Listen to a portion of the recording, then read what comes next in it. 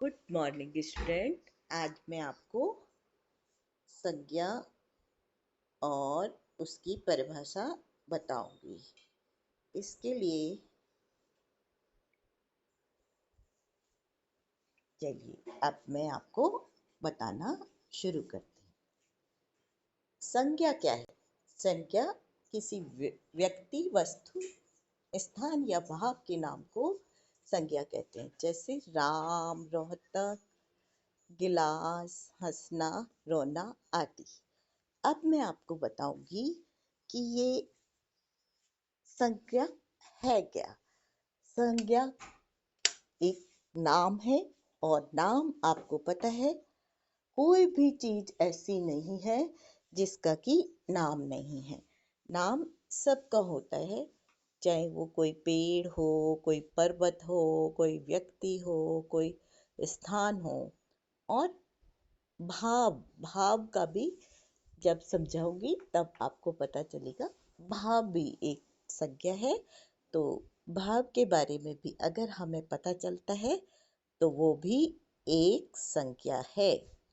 अब बात आती है कि संज्ञा के कितने प्रकार होते हैं। संज्ञा के 3 प्रकार होते हैं: व्यक्तिवाचक संज्ञा, जातिवाचक संज्ञा और भाववाचक संज्ञा। व्यक्तिवाचक संज्ञा और जातिवाचक संज्ञा, ये कैसे पता लगे कि ये व्यक्तिवाचक संज्ञा है और ये जातिवाचक संज्ञा है? तो इसके लिए हम व्यक्तिवाचक के आगे एक लगाएंगे, जिस तरह से ये मैंने लगाया हुआ है, और जातिवाचक के आगे अनेक लगाएंगे। अब हमें समझना इजी हो जाएगा। जैसे राम, राम एक व्यक्ति है, पर तो आप कहेंगे राम तो एक कक्षा में 4 भी हो सकते हैं, राम तो 4 व्यक्ति भी हो सकते हैं। पर हर व्यक्ति की अपनी अपनी अलग क्वालिटी होती है। राम एक व्यक्ति हो सकता है, 4 भी हो सकते हैं, 10 भी हो सकते हैं, पर उनका सरनेम अलग होगा। और सरनेम भी एक हो सकता है तो फादर नेम अलग होगा, और वो भी एक हो सकता है तो उसकी क्वालिटीज अलग होंगी। इसलिए ये जो एक है राम, वो व्यक्तिवाचक में आएगा। जैसे रश्मि है, रश्मि भी 4-5 हो सकती हैं, पर हर एक की क्वालिटी अलग अलग होगी, तो ये व्यक्तिवाचक संज्ञा में आएगी।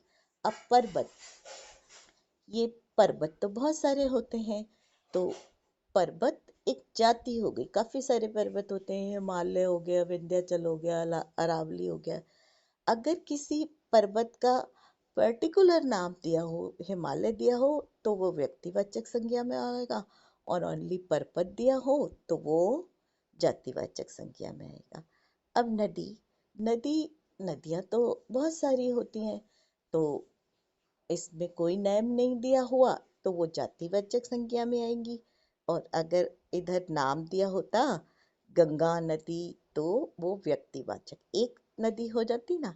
इसी तरह मनुष्य, मनुष्य तो एक जाति है, बहुत सारे मनुष्य हैं, तो बहुत सारे हैं ना, अनेक हैं, तो ये भी जातिवाचक संज्ञा में आएगी। अब आता है शहर, शहर तो बहुत सारे हैं, इसलिए शहर तो जातिवाचक संज्ञा में आएगा। और अगर एक शहर का नाम दिया जाए, जैसे जयपुर, तो जयपुर एक हो गया ना, तो ये व्यक्तिवाचक संज्ञा में आएगा। इससे इसी तरह पुस्तक, पुस्तक तो बहुत सारी हैं। अब किसी एक पुस्तक का नाम दिया जाए, जैसे रामायण, तो रामायण एक हो गई, तो इस ये व्यक्तिवाचक में आएगा। अब देश, देश तो बहुत सारे हैं, तो ये तो जातिवाचक में आएगा। और भारत एक नाम आ गया यहाँ, तो ये व्यक्तिवाचक संज्ञा में आएगा। एक बात और, व्यक्ति लुप्त हो सकता है, नाम बदला जा सकता है, लेकिन जाति स्थायी होती है। जातिवाचक को, संज्ञा को बदला नहीं जा सकता। व्यक्ति तो अगर मान लीजिए किसी की डेथ हो गई तो वो हमें नजर नहीं आएगा, नाम भी कई बार बदल लेते हैं, लेकिन अगर पेड़ हैं, पर्वत हैं, नदियां हैं, या जो जातियां हैं, मान लीजिए कोई जाट है, कोई सिख है, कोई ईसाई है, कोई कुछ है, ये जाति धर्म वाले लोग वो तो रहेंगे ही ना। तो ये स्थायी है। और व्यक्तिवाचक जो है, व्यक्ति जो है वो स्थायी नहीं है। अब जैसे एक उदाहरण मैं देती हूँ आपको। रावण लंका का राजा था। तो रावण एक है, तो ये किस में आएगा? व्यक्तिवाचक संज्ञा में। और देश में रावणों की कमी नहीं, तो देश में रावण हो गया, बहुत सारे रावण हो गए, तो ये किस में आएगा? ये जातिवाचक संज्ञा में आएगा। अब जातिवाचक संज्ञा में भी प्रकार होते हैं। जातिवाचक संज्ञा में दो प्रकार होते हैं, एक द्रव्यवाचक और एक समूहवाचक। द्रव्यवाचक जिसको कि नापा तोला जा सके, इसमें सॉलिड, लिक्विड और गैस तीनों फॉर्म आएंगी जो है। तो सोना द्रव्यवाचक संज्ञा में आएगा। सोना, सोने को भी तोला जा सकता है, चांदी को भी। तेल लिक्विड फॉर्म है, इसको भी लीटर में हम मेजर करते हैं। लोहा, पानी, और ये ज़्यादातर एक वचन ही रहते हैं। अब बात आती है समूहवाचक की। समूहवाचक जैसे सेना। सेना तो एक तो आदमी हो नहीं सकता सेना में। सेना में तो काफी सारे आदमी होंगे तभी सेना बनेगी ना। एक आदमी को हम फौजी कह सकते हैं, लेकिन सेना तो काफी सारे आदमी से बनेगी। तो इसमें तो अपने आप ही पता चल रहा है कि समूह हो गया। पुलिस, एक आदमी हो तो पुलिस कह सकते हैं, लेकिन बहुत सारे पुलिस की टुकड़ी, वही समूह में समूह होगा तो पुलिस समूहवाचक में आएगा। अब परिवार, परिवार में एक आदमी तो होगा नहीं, परिवार में कई लोग होंगे, तो ये भी समूहवाचक में आएगा। कक्षा, कक्षा में एक विद्यार्थी तो होगा नहीं, काफी सारे विद्यार्थी होंगे, तो ये भी समूहवाचक में आएगा।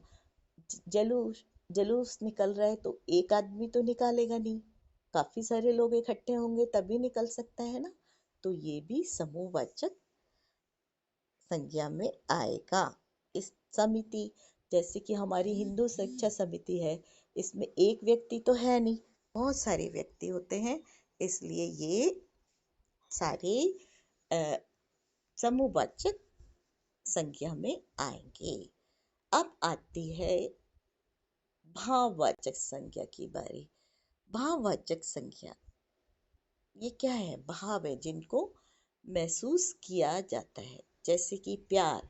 प्यार भी एक भाव है। प्यार को नापा तोला तो नहीं जा सकता, इनको भावों को नापा तोला नहीं जा सकता कि कौन मुझसे कितना प्यार करता है, एक महसूस किया जा सकता है।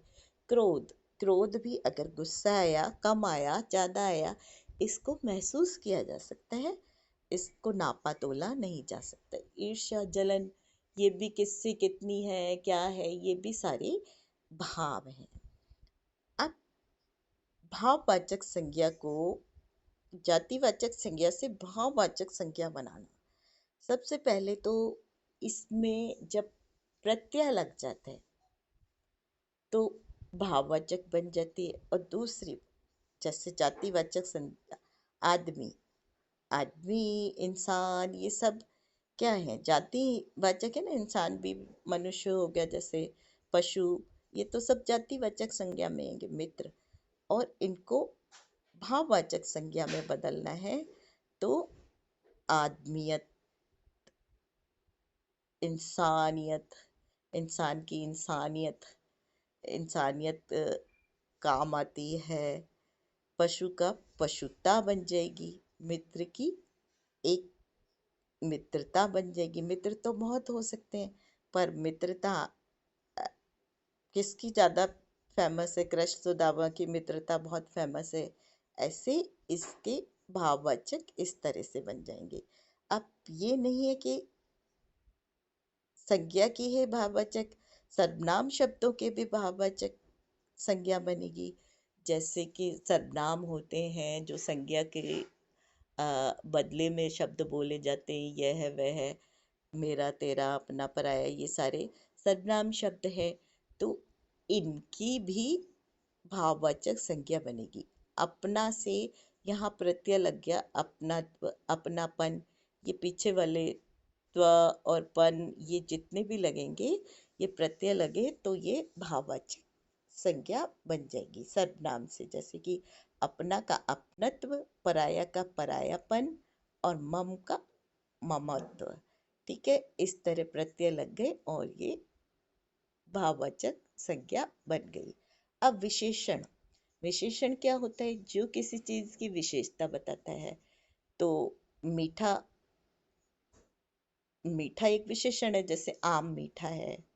मधुर, किसी की आवाज मधुर है, ये एक विशेषण है। निर्बल, यह निर्बल है। तो ये भी उसकी चाहे अच्छी विशेषता हो या अ, थोड़ी खराब बुरी विशेषता हो, वो भी है तो कुछ ना कुछ क्वालिटी उसकी। हरा, हरा रंग है, ये उसकी विशेषता है। निपुण, निपुण भी, वो बहुत काम में चुस्त है, ये भी उसकी विशेषता है। तो इसकी भाववाचक बन के बनेगी मीठक, मिठास। मधुर की माधुर्य, निर्मल का निर्मलता, हरा का हरियाली, निपुण की निपुणता। जब भाववाचक संज्ञा में ये कन्वर्ट होंगे तो इस तरह हो जाएंगे। इसी तरह से क्रिया से भी भाववाचक संज्ञा बनती है। जैसे खेलना, लिखना, लेना देना, पढ़ना, कमाना, उड़ना, ये क्या सब है? ये क्रिया है। खेलना भी एक क्रिया है, लिखना भी। और इनसे भाववाचक संज्ञा बनाने के लिए खेल, लेख, लेना देना का लेन देन, पढ़ना का पढ़ाई, कमाना का कमाई, उड़ना का उड़ान। इस तरह से हम इनको भाववाचक संज्ञा में कन्वर्ट कर सकते हैं। तो मुझे लगता है आपको ये चैप्टर अ, समझ आ गया होगा। संज्ञा और उसके प्रकार, संज्ञा और उसके प्रकार, तीन प्रकार होते हैं: व्यक्तिवाचक, जातिवाचक और भाववाचक। ठीक है, आपको ये चैप्टर समझ आ गया होगा। धन्यवाद।